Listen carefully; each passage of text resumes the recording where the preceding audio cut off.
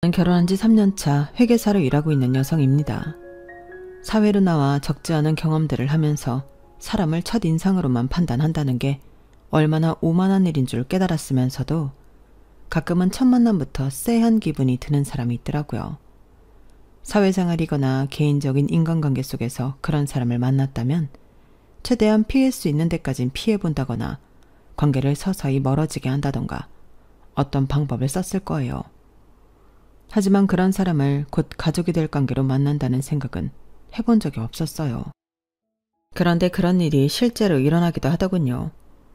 불행 중 다행이라면 남편과 피로 이어진 가족들은 아니었다는 점이랄까요. 시댁에 인사간 첫날 처음 만남부터 쎄하다는 기분이 든 사람은 다름 아닌 형님이었어요. 겉모습만 봐도 저하고는 완전히 정반대인 사람이었죠. 나름대로 상견례라고 가진 것 중에 꽤 좋은 옷을 입었으면서도 일부러 차분하고 단정한 색상으로 갖춰 입은 저와는 달리 형님은 머리부터 발끝까지 명품 로고로 온통 도배를 하고 계셨어요. 단순히 명품만 두른다고 안 좋게 봤던 게 아니라 형님의 태도가 너무 기분 나쁘더라고요. 초면부터 얘는 뭐지? 하는 눈빛으로 위아래로 저를 훑어보는데 길을 꺾으려는 건지 유치하고 어이없게 느껴지더라고요. 그래도 처음이라 낯가린다고 그런 걸 제가 오해했을 수도 있으니 애써 기분 탓이지 싶어 인사를 했어요.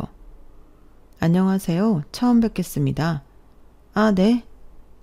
그런데 돌아오는 대답이 퉁명스러운 단답이니 저도 사람인지라 살짝 짜증이 나더군요. 어차피 중요한 건 시부모님이지 형님은 아니니 그냥 모른 척 넘어가자 싶었죠. 우리 엄마 아빠가 사람 보는 눈이 까다로워서 걱정이네. 그래도 당신은 잘할 거야. 그러게 잘해야 하는데. 남편이 처음 겁졌던 것과는 다르게 오히려 시부모님은 저를 반갑게 맞이해 주셨어요. 그래도 말씀이 많으신 편은 아닌지라 저와 남편이 대화를 이끌어가느라 조금 애를 먹었죠. 그런데 웬걸? 모른 척 하려던 형님은 말수가 많아도 너무 많더라고요. 시부모님이 워낙 말수가 적으시니 어쩔 수 없이 형님과 대화하는 꼴이 됐어요. 그런데 어쩜 그렇게 말 한마디 한마디가 제 마음을 건드리는지 사회에서도 이런 사람 본 지는 오래돼서 그런지 참 당황스러울 정도였죠. 저는 우리 예비동서에 대해 잘 몰라서 궁금한 게 좀 많네요. 질문이 많아도 이해해줘요. 네, 괜찮아요. 편하게 물어보세요. 동서도 알겠지만 우리 시댁이 좀 대단하잖아요. 아버님도 고위직 공무니셨고 어머님도 변호사셨으니까요. 그런데 동서 옷차림을 보니까 생각보다 검소한 것 같아서. 아, 네. 제가 사치스러운 건 별로 안 좋아해서요. 제 옷차림을 지적하길래 그대로 돌려주니 바로 알아들었는지 살짝 당황하더군요. 아니, 사치는 무슨 사치? 그냥 나는 옷차림이 무난하길래 무슨 직업인지 더 감이 안 와서 그런 건데. 디자인이 무난해서 그렇지 가격까지 무난한 건 아니에요.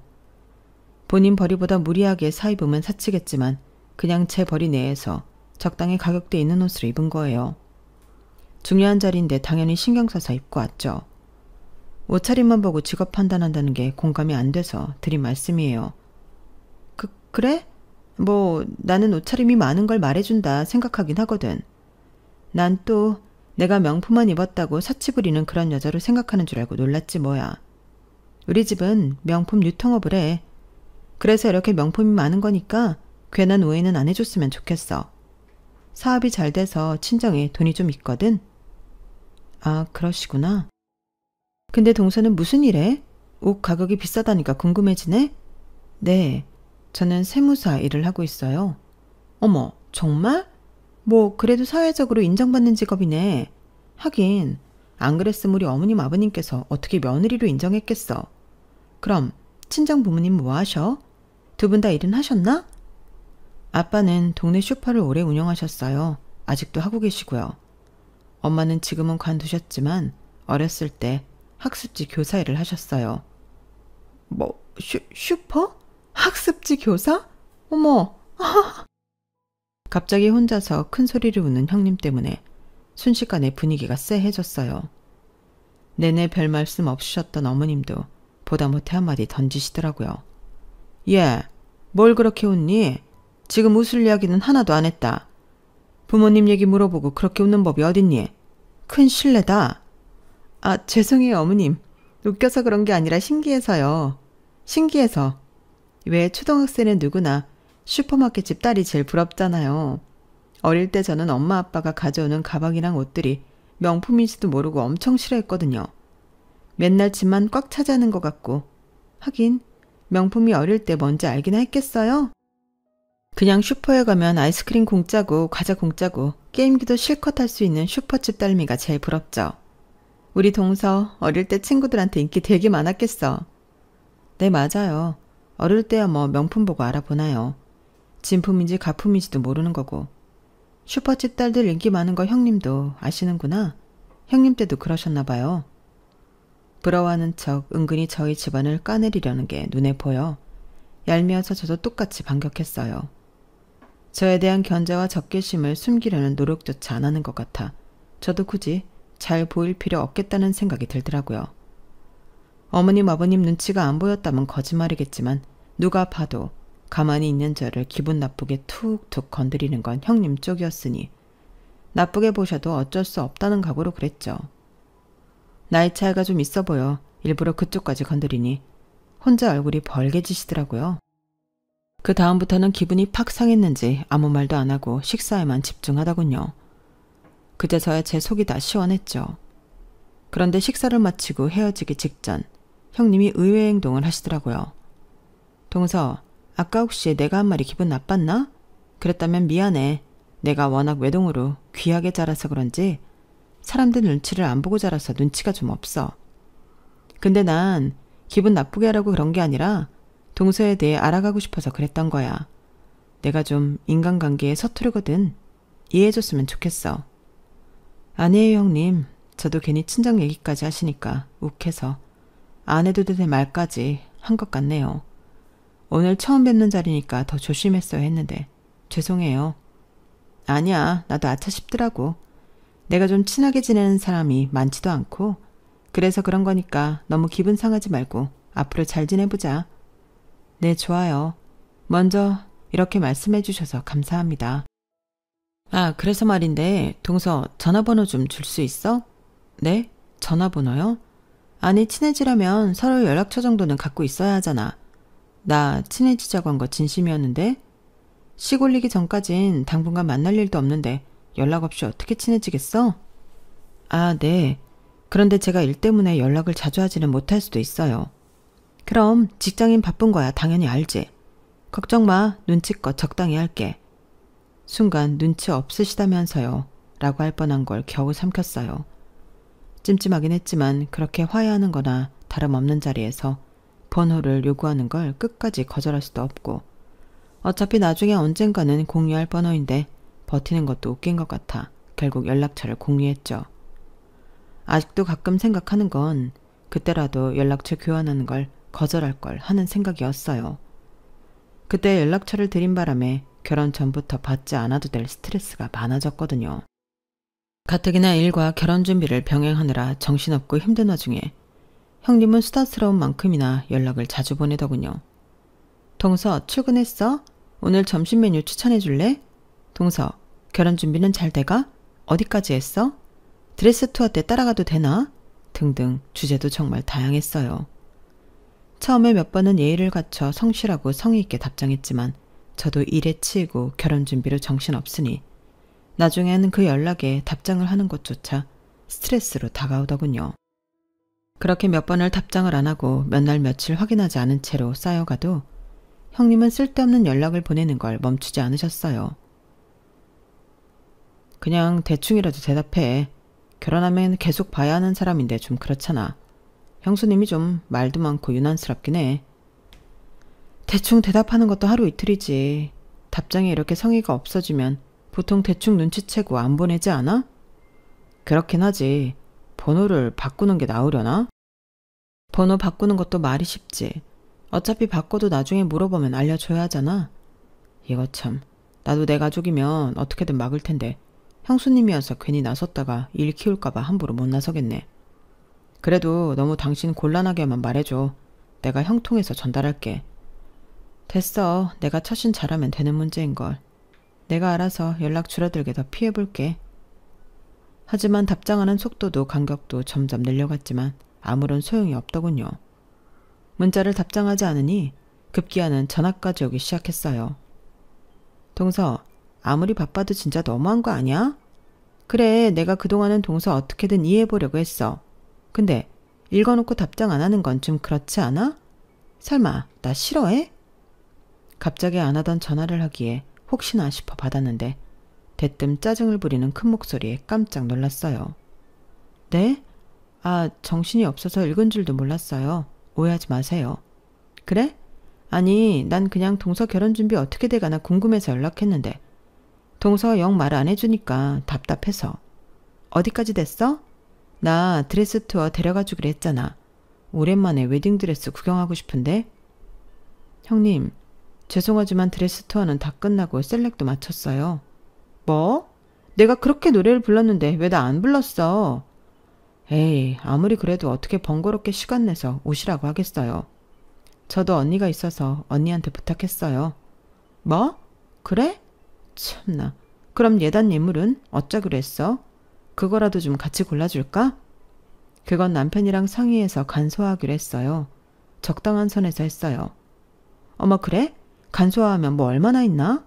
그래도 집안 체면 살릴 정도로는 했어?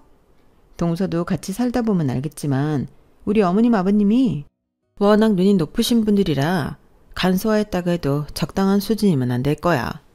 나도 어머님 아버님 마음에 들게 맞추려고 얼마나 돈을 많이 썼는지 몰라.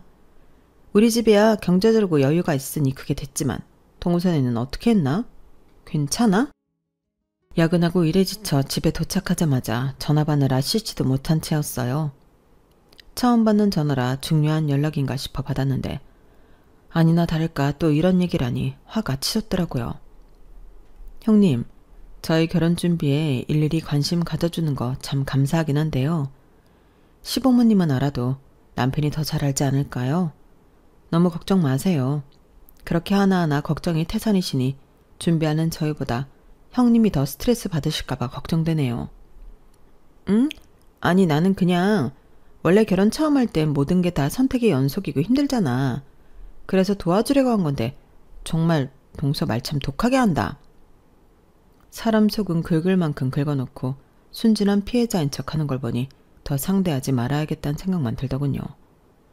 어차피 이렇게 된 거 못을 확실하게 박아야겠다 싶었죠. 형님, 말씀은 감사하지만 남편이랑 상의해서 잘 해내고 있으니까 더 이상 이런 관심은 안 주셔도 괜찮을 것 같아요. 오히려 바쁜 와중에 너무 연락을 자주 하시니 저도 답장을 일일이 하기가 힘들고 버거워서요.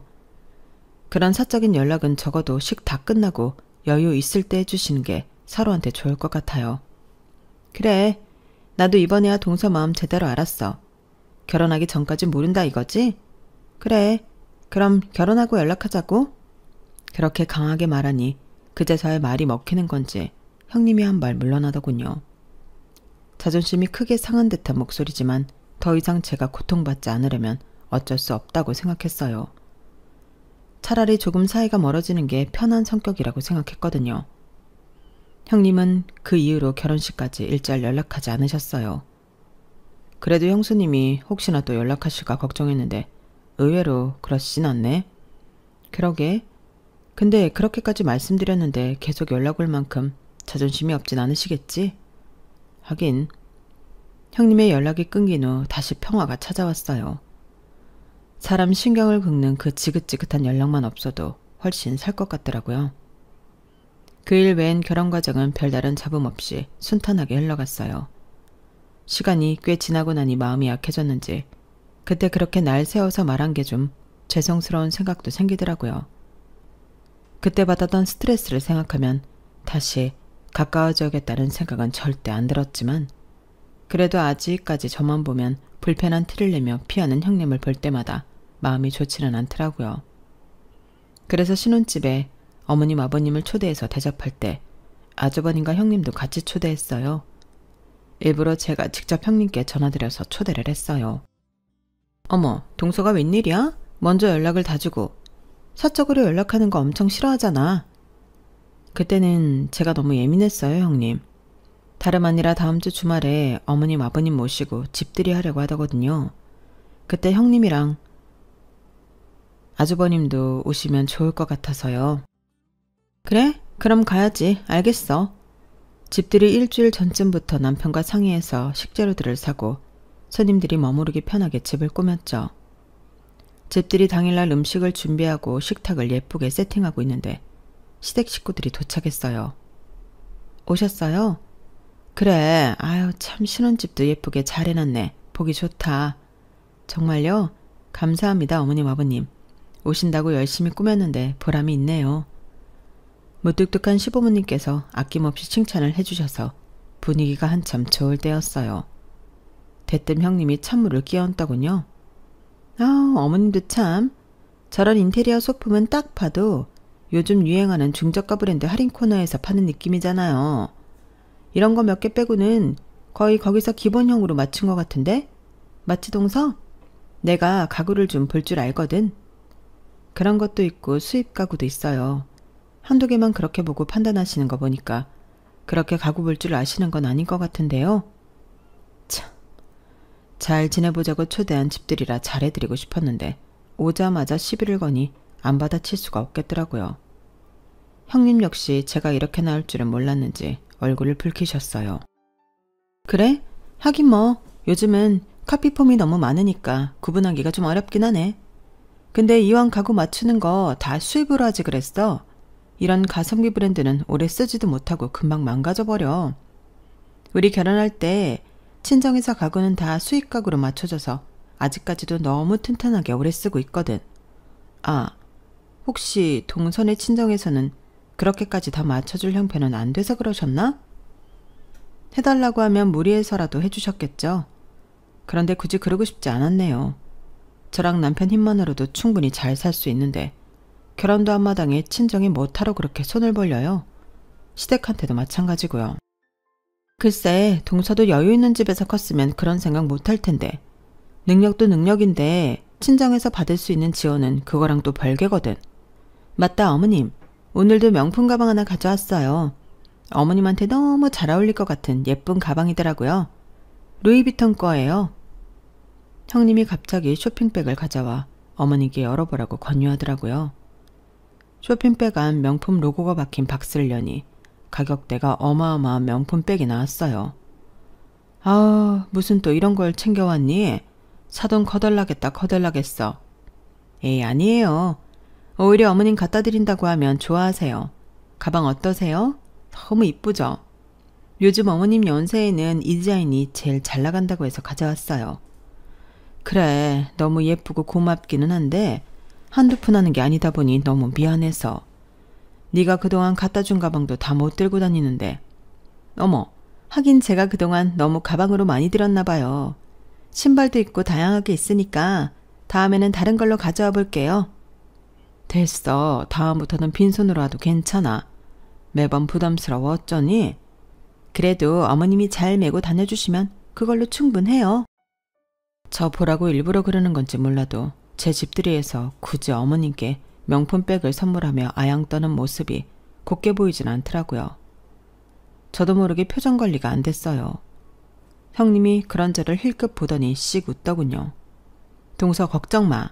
동서 집들인데 내가 설마 어머님 선물만 가져왔겠어? 내가 특별히 동서 선물로 명품으로 챙겨왔어. 자, 이거 열어봐봐. 형님이 가져온 쇼핑백 중 다른 하나를 제게 내밀더라고요. 어머님께 드린 것과는 달리 쇼핑백에 아무런 브랜드 이름도 적혀있지 않은 일반 쇼핑백인데 이미 몇 번 재활용한 것 마냥 너덜너덜하더라고요. 박스도 브랜드 박스가 아니라 직접 포장한 것 같은 무난한 무지 박스여서 순간 이거 좀 쎄하다 싶었어요. 왠지 열어보면 기분이 나빠질 것 같더라고요. 감사합니다. 나중에 볼게요. 아니야, 이건 좀 설명이 필요해서 그래. 동서는 명품에는 영 관심이 없고 잘 모르는 것 같아서 한번 열어봐. 하도 재촉을 하길래 뭔데 저러나 싶어 박스를 열었어요. 아니나 다를까 속에도 엉성한 포장에 대충 구깃구깃 접혀있는 스카프가 있더군요. 누가 봐도 새 제품이 아니라 쓰던 걸 가져와서 대충 포장한 느낌이었어요. 뭔가 이상한 것일 거라 예상은 충분히 했기 때문에 크게 놀랍진 않더라고요. 어머님도 이건 아니다 싶었는지 너무 비교되는 선물에 온 가족이 정적이 흘렀어요. 형수님, 이거는... 남편도 욱했는지 나서라고 하길래 제가 가만히 팔을 잡아 말렸어요. 여기서 도발하는 대로 화냈다간 저희 꼴만 우스워질 테니까요.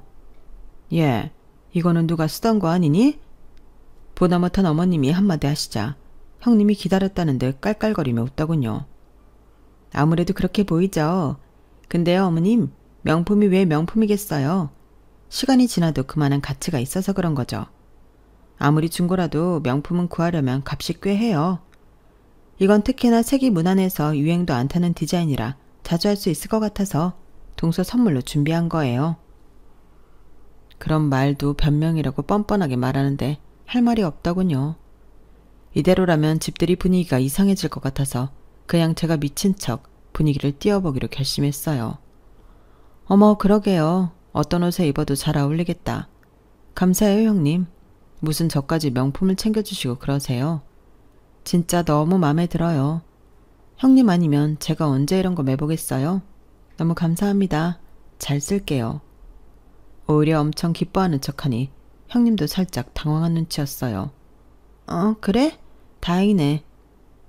네, 다음에도 꼭 명품 선물 부탁해요. 형님 친정 덕분에 제가 다 호강을 하네요. 그렇게 좋아하는 친정 재산 칭찬을 해주니 아주 얼굴에 화색이 돌더군요. 그래, 동서도 이제야 아는구나. 내가 종종 명품 좀 갖다 줄게. 한번 명품 맛에 빠지면 못 나온다. 좋은 거 쓰던 사람은 좋은 것만 쓰고 싶어진다니까? 칭찬을 했던 게 효과가 컸던 모양인지 그 이후로는 다행히 분위기가 화기애애져서 성공적으로 집들이를 마쳤어요.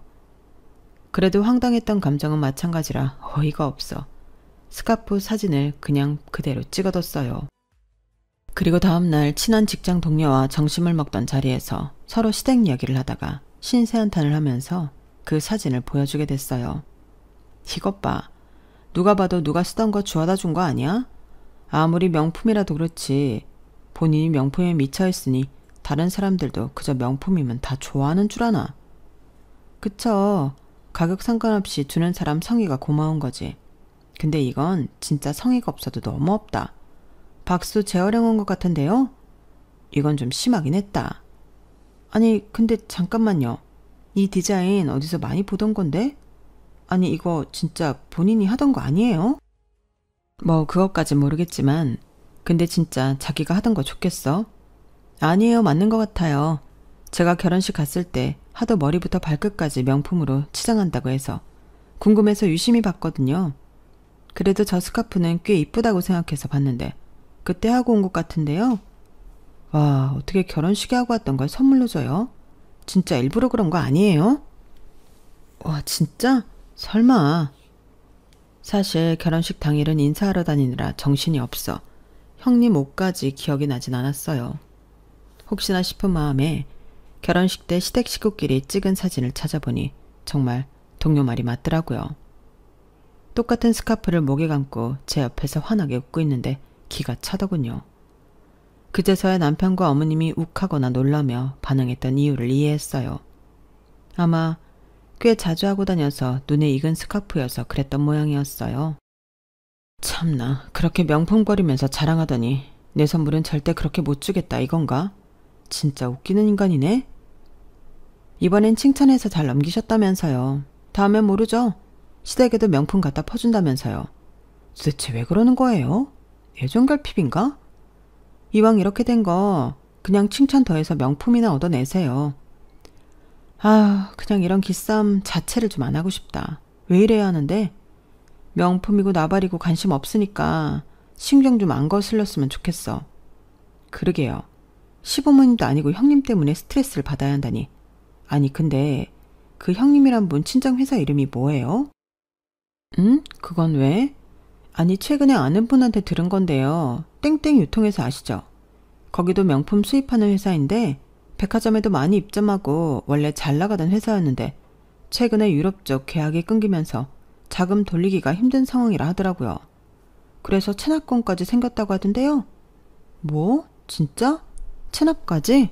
그 정도야? 네. 보통은 상속 포기부터 하고 정리하잖아요.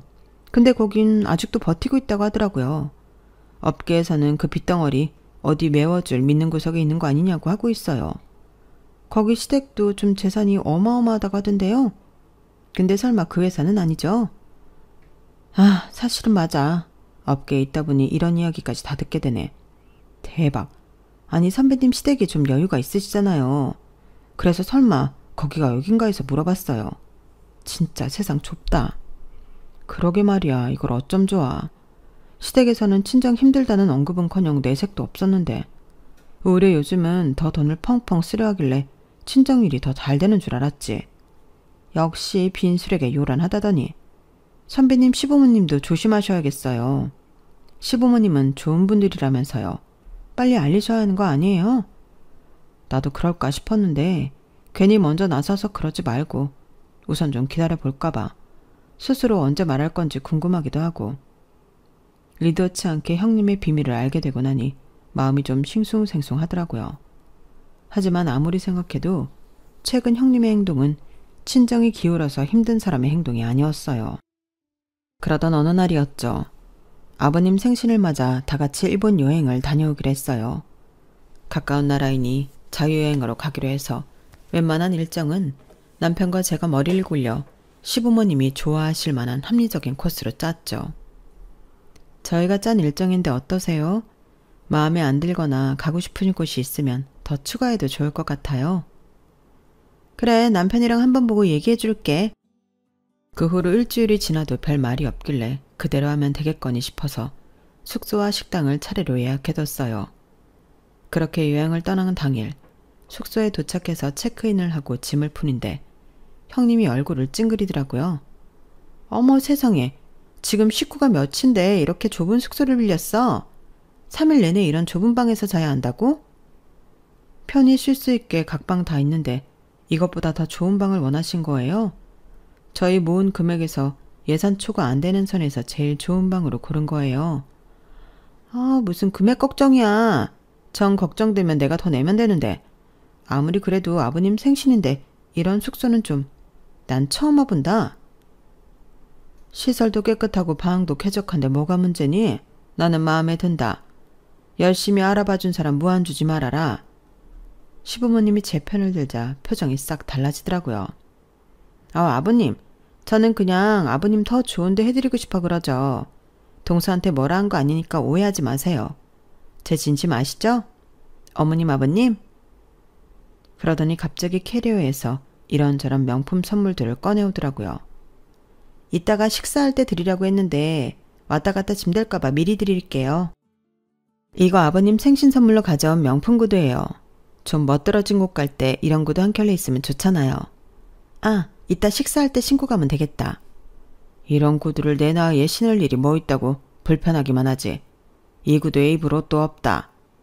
그날따라 아버님께서 냉랭하게 구니 형님이 안절부절 못하며 가방 안에서 또 뭘 꺼내오더군요. 그럼 이건 어떠세요? 이건 명품 지갑인데 어머님이랑 커플로 하라고 색상만 다른 걸로 사왔어요. 이런데 돈 좀 그만 쓰라고 하지 않았니? 아우, 돈은 쓰기는 뭘 써요. 저희 집 명품 수입하잖아요. 그냥 아버님 어머님 생각해서 좀 챙겨오는 거예요. 두 분 수준이 있으신데 이 정도 명품은 쓰셔야죠? 형님이 호들갑을 떠는 내내 어머님과 아버님 표정이 묘하게 안 좋으시더라고요. 그래서 식사하러 이동하는 잠깐 사이에 아버님께 슬쩍 다가가 말씀드렸어요. 아버님, 그래도 형님이 아버님 생각해서 가져온 건데 너무 그러지 마세요. 형님이야 워낙 명품을 좋아하니 명품이 최고인 줄 알고 본인이 제일 좋다고 생각하는 걸 준비한 것 같아요. 그래, 우리도 처음엔 그렇게 생각하고 고맙게 받았다만 요즘 좀 이상해서 말이다. 자꾸만 큰아들한테 우리 재산에 대해 꼬치꼬치 묻다가 싸웠다거나 그런 이야기가 들려와서. 사실 우리가 며느리한테 무슨 이런 선물까지 바라겠니? 그저 내 아들이랑 오손도손 잘 살고 우리랑도 잘 지내주면 그만인 거지. 그래, 쟤는 뭔가 처음부터 진심이 안 느껴지고 어떻게든 과하게 해서 우리 환심 사려고 하는 걸로밖에 안 느껴져서 조금 부담스럽더라. 그 이야기를 들으면서 시부모님도 처음부터 뭔가 느끼고 계셨겠구나 싶은 생각이 들더라고요. 시댁에 그 이야기를 말해줘야 하긴 하겠는데 도대체 어떻게 말을 꺼내야 할지 난감했어요. 그런데 결국 형님이 제 뚜껑을 열더군요. 동서, 그렇게 열심히 알아봤다더니 겨우 이런 데 알아본 거야? 세상에, 차 맛이 이게 뭐야. 내가 더 좋은 곳 아는데 지금이라도 거기로 갈까요? 차 맛이 진하고 향긋한데 뭐가 문제니? 앉아서 마시기 시작한 지 얼마나 됐다고 이동을 해. 그러지 마시고요. 이왕 여기까지 온 거 더 좋은 데 가요. 네? 형님은 저와 남편이 열심히 짠 코스를 따르는 척 도착해서는 온갖 트집을 잡아 불평을 늘어놓고는 본인이 아는 곳이 있다며 근처 훨씬 비싼 곳에 데려가더군요. 돈은 돈대로 2번씩 낭비하고 피곤한 시부모님들을 본인 욕심으로 끌고 다니니 온 가족이 지칠 대로 지쳤어요. 그러다 제가 한 달 전부터 대기해서 겨우 예약해 놓은 비싼 코스 요리집에 가는 날이었어요. 이곳은 워낙 유명한 곳이고 비싼 곳이다 보니 형님이 트집을 잡을 일이 없겠다 싶어 나름대로 안심하고 있었죠. 형님 역시 이곳을 알고 있었는지 도착하니 약간 놀란기색이더군요. 내심 뿌듯해하고 있었는데 메뉴를 고르려고 메뉴판을 펴니 형님이 다시 불평질을 하기 시작했어요. 여기서 제일 유명한 코스가 이 A 코스거든요. 어떠세요? 아, 이렇게 유명한 집은 꼭 직접 와서 먹으면 별로던데. 거기서 갑자기 꼭지가 돌더라고요. 그럼 형님이 좀 짜지 그러셨어요. 형님도 아시잖아요. 여기 한 달 전부터 예약 걸어도 잡기 힘든 거. 도대체 뭐가 그렇게 불만이세요? 어머, 내가 뭘? 동서 갑자기 예민하게 왜 이래? 당황스럽다. 여기 온 게 별로라는 게 아니라 동서가 굳이 여기서 또 제일 가성비 따진 코스 찾는 것 같아서 보기가 좀 그래서 그래. 누가 슈퍼집 딸 아니랄까봐 너무 가격만 따지니까 보기가 좀. 네, 그러는 형님은 부잣집 딸이라 비싼 거 아니면 성에 안 차신다 이거죠. 그래요. 그럼 형님 눈에 차는 걸로 고르세요. 뭐 얼마나 대단한 거 드시나 보게. 제가 시부모님 모시려고 여행 왔지 형님 입맛 맞추려고 여행 온 건 아닌데 가시는 곳마다 불평을 하시니 어떤 거 고르시나 구경이나 해보죠. 시부모님 앞이라 정말 안 싸우려고 했는데 그땐 단단히 노이로제에 걸려 어쩔 수 없었어요. 시부모님도 제 말에 동의를 하는지 딱히 저를 말리진 않으셨어요. 형님은 제일 비싼 코스를 시켰어요. 평소대로라면 절대 먹을 일 없는 초호화 코스였죠. 그래, 될 대로 되라는 심정으로 배가 터져라 먹었어요. 그리고 나서 계산을 하는 시간에 형님이 뒤로 쓱 빠지더군요. 형님, 뭐 하세요? 형님이 고른 메뉴인데. 형님이 결제하셔야죠. 이때까지 계속 그러셨잖아요. 뭐? 내가 여기 와서 그동안 쓴 돈이 얼만데 이것까지 내가 내? 동서가 저렴한 데 데리고 다녀서 내가 다시 비싼 데 가서 다 샀잖아. 그래서 이것도 형님이 내려는 생각으로 시킨 줄 알았는데요. 전 이 코스 시킬 생각은 없었으니 형님이 내시죠. 뭐라고? 동서는 아무리 없이 자랐다지만 왜 이렇게 돈을 안 쓰려고 해? 이번엔 동선의 친정 돈도 좀 쓰자. 또다시 친정을 건드리니 정말 뚜껑이 열리더군요. 그래서 결국 형님의 비밀을 폭로해버렸어요. 하긴 형님의 회사도 지금 자금맞게 실패해서 체납까지 가셨다면서요. 업계에 있으니 안 드리려고 해도 소문이 들리네요. 근데 상속 포기는 왜 안 하세요? 듣자 하니 대신 갚아줄 믿는 구석이 있는 것 같다던데. 설마 그게 우리 시부모님은 아니겠죠? 뭐라고? 동서 지금 뭐 하는 짓이야? 아니 불안하잖아요. 그렇게 친정 휘청거리는데 이상하게 자꾸 명품만 잔뜩 가져와서 어머님 아버님 헌심 사려고 하는 게요. 명품 쏟아 부으면 시부모님이 재산 한 푼이라도 더 주실까봐 그러세요? 여보, 이게 무슨 소리야? 체납이라니. 장인어른 회사가 그렇게 힘들다고? 나한테는 한마디도 없었잖아. 여보, 그게 이야기하자면 좀 길어서. 제가 쏘아 올린 공은 결국 아주버님과 형님의 일로 번졌어요. 아주버님도 이 일에 관해 아예 모르셨는지 서슬이 펄해지셨고 시부모님께서도 적잖이 충격을 받으셨죠. 아버님, 어머님, 생신으로 온 여행인데 제가 홧김에 망쳐버린 것 같아요. 죄송해요. 아니다. 너 아니었으면 저런 일이 있었는지 어떻게 알았겠니? 어쩐지 너무 애가 무리해서 잘 보이려는 모습이 썩 좋아 보이지 않더라니.